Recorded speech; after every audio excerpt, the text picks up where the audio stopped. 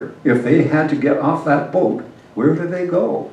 There is nothing but heavy forest all around it. There was one fishing camp about 4 or 5 miles down the way. Anyway, we actually radioed to the Coast Guard and were able to get through. There was a Coast Guard vessel nearby that sent a rib in to investigate it. And we stood by, and there's the Coast Guard rib. Check in to make sure there's nobody still on it or no bodies still on it. They had not heard anything, any distress calls or anything, so we don't know when that boat capsized.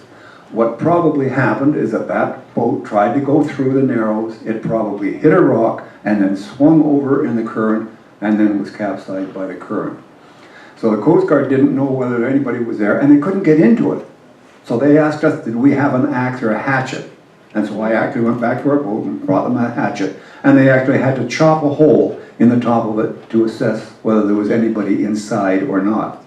And they found out, no. This was a very large, 40-odd foot. Yeah, about a 40-foot or a 45-foot power yacht. Power yacht. Big, expensive. Well, before this happened, it was And so here they are, they're hammering a hole into the yacht. And they decided, no, nobody was there. So what they then did is that they then scribbled over the top of it, derelict. Now I don't know what that means, derelict, abandoned, etc. What I suspect happens is that a lot of the local people in that area will come and just loot everything that is off of that boat. As far as what we were concerned, what derelict meant was that if another boat, another cruising boat like us came there a week later, they would see that it had been assessed, rather than calling it in yet again. But as I said, we assume that the people on it either were in company with another boat and got off with those people, or were down to one of the, had some kind of auxiliary additional one that was half sunk under it, and got down to one of the local fishing camps. The Coast Guard said that they had heard something about a call a few days earlier, but they weren't sure if it was from the same location. And this was in a very odd area. It was up at the entrance to a set about 80 miles length of intersecting channels. There is the strongest rapids on the BC coast. It's something that you can do for 5 minutes in slack water each tide, and for 5 minutes only, because the currents run, depending on what stage of the tide you are and what the situation, between 12 and 20 knots through the entrance, with turbulence. I had an interesting time just taking my dinghy around it on a few occasions. But this bit is inside that, about 15 miles inside that, in a side end, another rapids off the side, a side channel that's off another channel. So it's a really weird location. We can see here where his skeg probably hit the rocks, and that stopped him, and he probably swung around beam on into it and then was capsized. Anyhow, along these places you have beautiful waterfalls coming from the area lakes or down from the mountains. I love all the waterfalls. I think they're beautiful. And one crossing, we saw this deer going across the passage. We actually had to slow down and avoid him.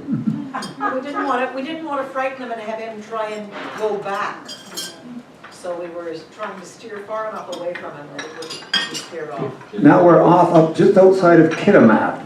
And this is a small shelter that was built by the local scuba club from Kitimat over top of the Wawani hot springs.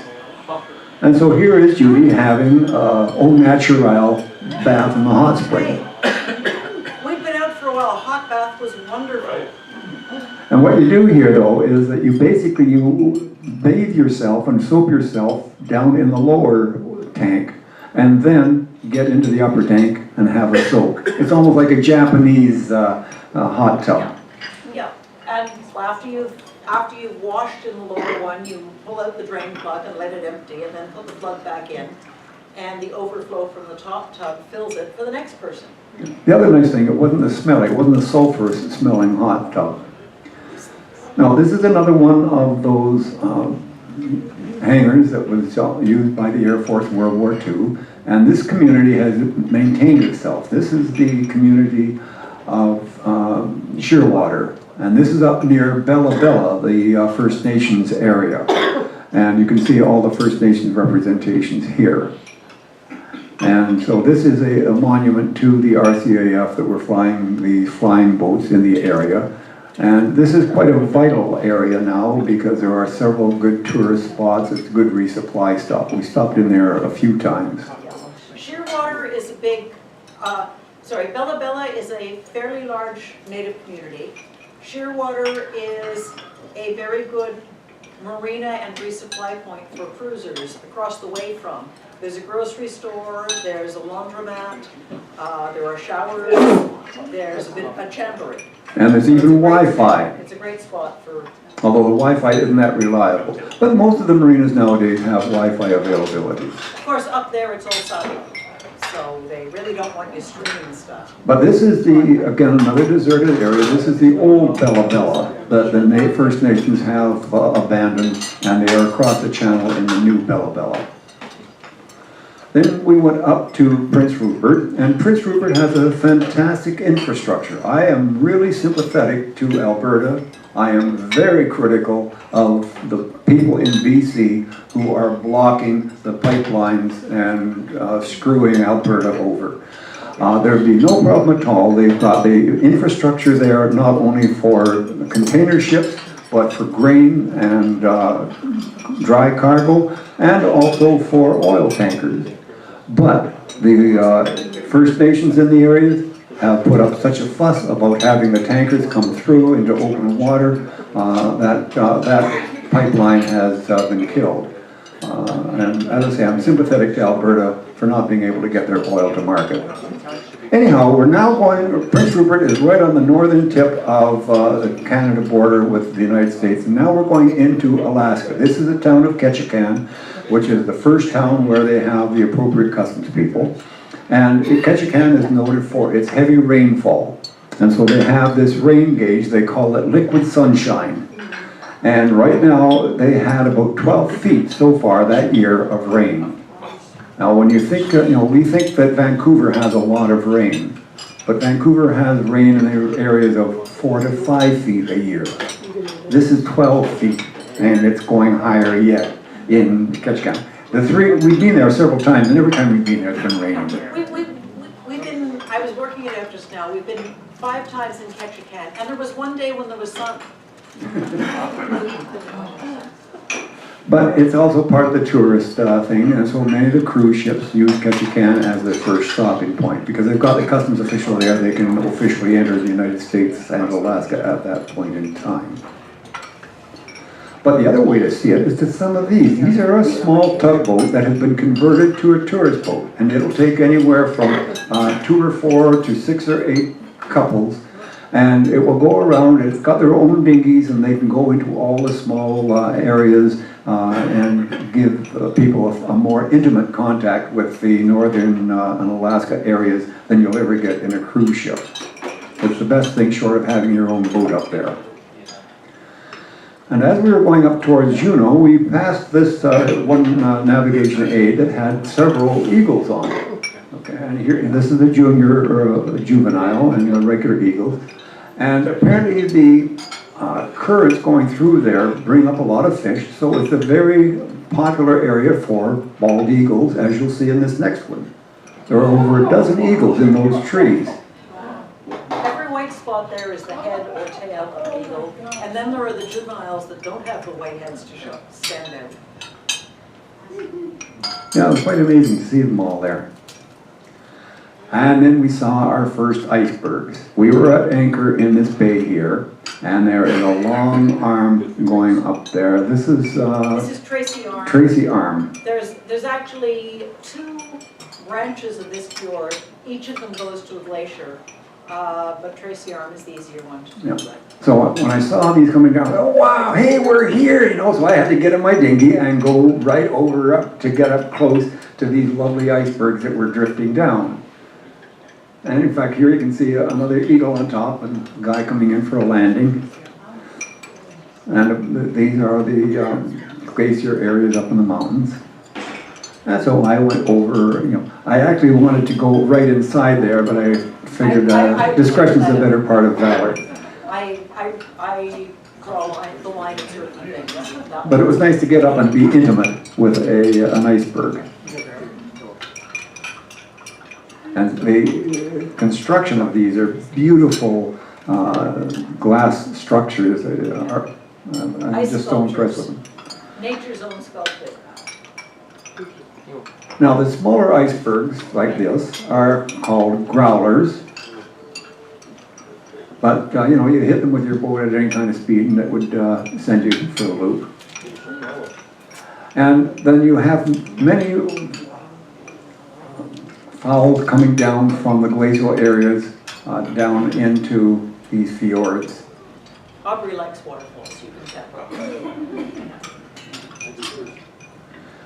Now there's a fjord coming down here, and these are not only, this is a growler, but these other smaller ones are called bergy bits. And we could take our boat up in there. We were with the boat, we weren't in the dinghy at this point in time.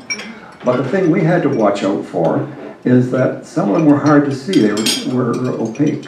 Translucent. And the danger is that one of those hitting your propeller could knock a blade off your propeller. And being way up, hundreds of miles away from the nearest spot, if you had an incapacitated vessel, you were in deep trouble. But we saw a lot of these little bergy bits floating by. Then up to Juneau. Juneau's the capital, and again, it is an area with a lot of cruise ships because they go up the inland passage up to Ketchikan and Juneau, and then they go up to where we are going, Glacier Bay. And so here we are. We went up the mountain of Juneau, and so this is the main way of coming into Juneau. And actually, at one time we were there on the All-American Line ship as well. And this going up the other side of Juneau, and to get into the glacier fields.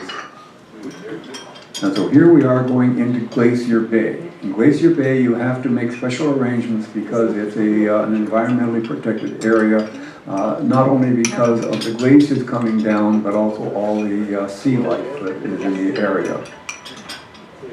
And so here are the glaciers. It's like a river of ice coming down.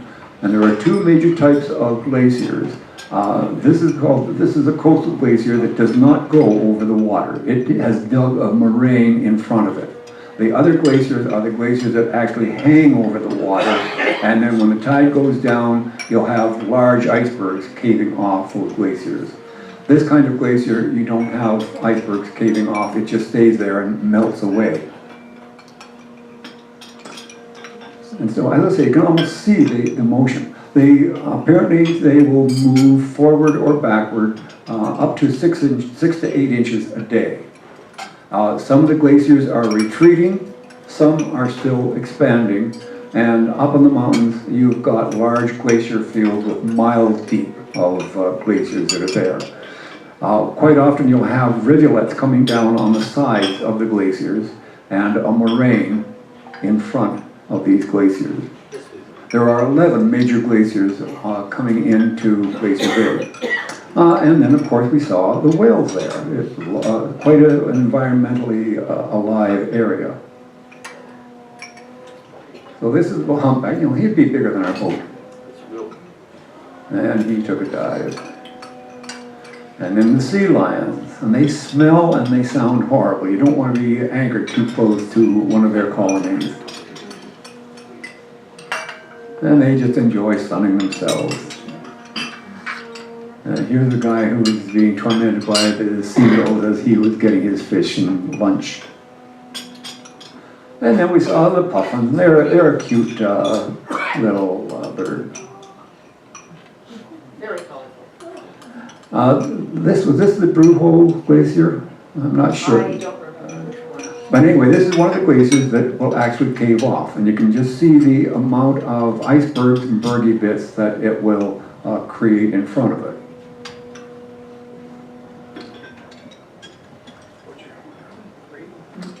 The sculpturing of these glaciers I find intriguing. Now here's a glacier, it had just caved, and we've got the spray as a large part of the glacier broke You off. can also see why going out and walking on a glacier is really not a very good idea when you consider those fissures. We're seeing them edge on here because it's at the face, but it's like that back in the middle too. Now, on some of the glaciers you'll see blue spots of blue, and these are areas that have been compressed under miles of ice, and it has actually pushed the air out of the ice, and you create that blue situation you'll see in some glaciers, like this one. And so we anchored off of this glacier, and we put the dinghy in the water and went over and got intimate with the glacier. So here we are on the moraine in front of the glacier, getting ready to go up to the glacier. So here's Judy, like my Michelin man. It was cold, that's ice. Yeah. Yeah, and it's a slurry of mud down here on the bottom that's being pushed by it. And Knee-high rubber boots are an excellent idea. so I climbed up onto the glacier, and I then realized, hey, this glacier is slippery. I don't have any crampons. And if I fall down here and break a leg, I am in deep trouble. So I just took the picture rather than scrambling around the glacier anymore. Again, I chickened out. But it was nice to get up and intimate with the glacier. Every so often, common sense wins out. Not often, but occasionally. Okay, and so we're now ready to leave Glacier Bay, and I took a picture of this lovely sunset as we were going out of the beautiful, cold, barren area of Glacier Bay. And that was our trip up to Glacier Bay, folks.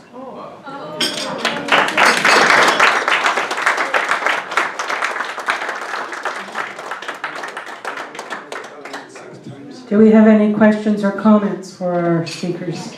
Yes. How many flags on your boom? 45. On this side we have flags of Europe and Africa. On the other side we have flags of the Caribbean and South America. You had a question, Sherry? Yes. The derelict boat, would it not have had a name on it that they could check the registration? It did, they were checking that, it wasn't, the question was, what had they heard? Did they know about this already? And we don't know what the follow-up was. I think there wasn't, I can't remember now. I There don't must, think you could see the name. I think it Yeah. was underwater in the stern. Was it Canadian or an American? Did you, any flag know. on it? not that we could see, it was upside down. I mean, it was, the concern really was, are there people in here or are there people out in the woods here somewhere?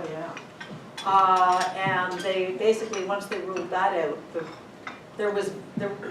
that was the important thing. Right. And once it was determined that there were no people trapped in the wreckage and no bodies trapped in the wreckage and nobody close by, I mean, we were making enough noise that if there'd been somebody nearby, you would expect they'd come out to the beach and yelled and screamed.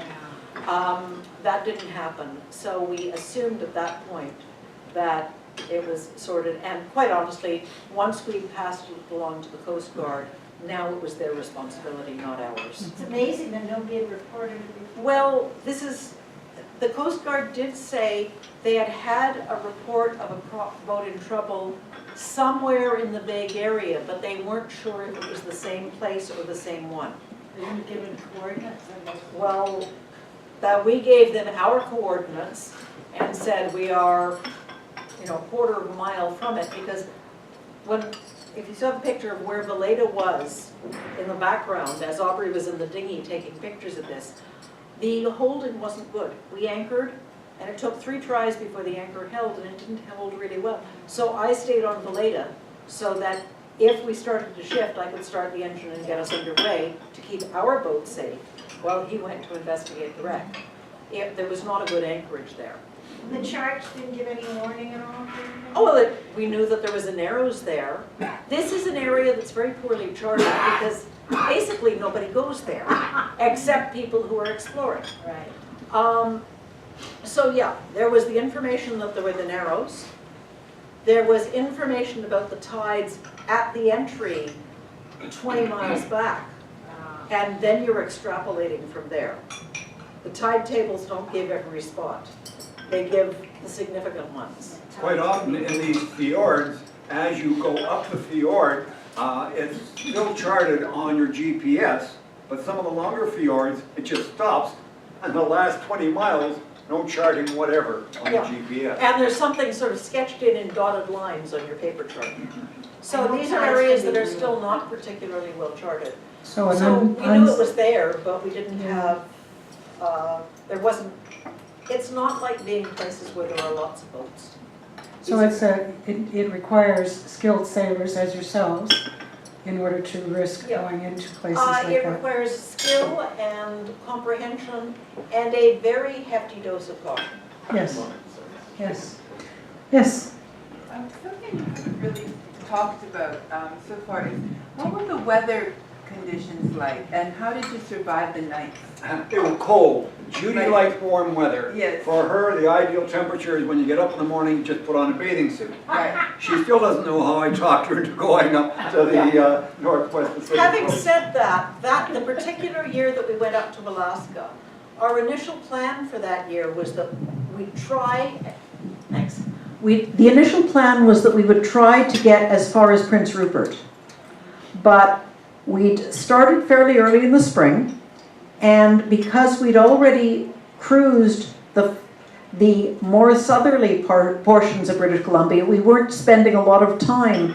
We weren't bothering to spend time in the Gulf Islands or in Desolation Sound. We'd already cruised, or the Bretons, we'd already cruised these areas. So we found ourselves in Prince Rupert, and it was the end of May. So let's keep going. So we went on up to Alaska. But, I mean, in that area, we did not cruise at night. Sorry, Aubrey, when he said we're leaving, the sunset leaving, in quotation marks, Glacier Bay was, our talk is leaving Glacier Bay. We stayed at anchor till next morning, and then we left. All of our cruising in that area, except when we were going across to and from Haida Gwaii, which is open water, all of our cruising was daytime cruising. Now, we Because also it's- have we originally had a wood stove in the boat where we could burn wood or coal or charcoal. When we were over in Scotland, we were burning peat. When we were down in Greece, we were burning pressed olive wood. Yeah. But we've replaced that now, and we have a diesel furnace in it. And that does a good job in keeping the boat warm at nighttime. Yeah. We let it go out when we're asleep, but it can make the boat, Yeah. acceptable. Yeah. Oh, this was summer, so they were fairly short. But I mean, it wasn't, Aubrey's an excellent hot water bottle, so that wasn't a problem.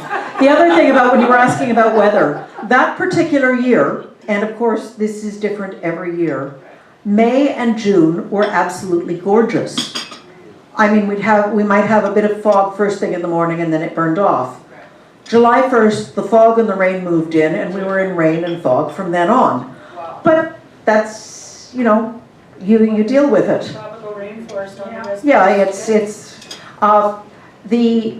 the Gulf Islands are not, one of the earliest pictures that Aubrey showed of the Gulf Islands showed this sort of yellowish brown grass, and that's the way all the Gulf Islands look come August.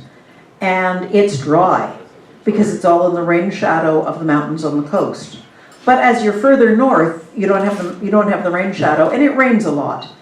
And that's why Ketchikan is the way it is. So you get a lot of rain, but you wear rain gear. We've got a good hard bimini and a dodger and a full enclosure, and we had all the sides up on the full enclosure and needed them. On our So we hard were bimini, fine. We also have lumber holes at the forward part of it so we can trap water. So we had all the water we needed because we could trap rainwater quite readily. And so that was a handy thing for us to have. Yeah. What's next? This coming winter, we're heading down to the boat in mid-December. Boat's down in San Carlos in Mexico. And the plan for this winter is to go down along the Mexican Pacific coast to just short of the Guatemalan border. There's a marina in Mexico about 20 miles before the border, and that's where we'll be leaving the boat on the hard for next summer. The following year, we'll be going down the Central American coast to Panama, and yet to be determined whether, when we leave the boat for the following summer to come back, whether it's on the Pacific coast of Panama or the Caribbean coast of Panama or somewhere beyond that. That will all depend on how fast we are and where we decide and what we find out about places that have a reasonable pricing structure. All of that's to be determined. But this coming year is down the coast of Mexico. And so we can invite you back afterwards. Yep. Bearing in mind that it's a 6.5-hour drive down from Elliott Lake. Oh my. I have an extra room if you need a place to stay overnight. Thank you. Party at Diane's. Sally, did you have a comment or question? Just a party at your house. Oh, party at my house, yes. Okay, thank you so much. This was absolutely wonderful. And a little thank you, a little token of our appreciation. I had seen this presentation once before and I loved it just as much the second time through. Thank you so much. It's amazing what you have done, and more power to you. Keep doing it so you can come back and talk to us. Next week, we have Heather Beecroft, and Heather will take us to Haida Gwaii. I need my glasses, sorry. She sailed on the Haida Gwaii, and so she's going to tell us what I'm sure Aubrey and Judy could have told us themselves, but we'll have her. She's from Adventure Canada. And then the following week, I will be happy to be sharing the podium with Sally and Noel, and they are going to talk about their adventures from Dingle, Ireland to New Ross, Ireland, and I'll give you a little bit of my perception of Dublin as I spent a week there 2 summers ago. So with that, pipes out, and please ring the bell. Thank you.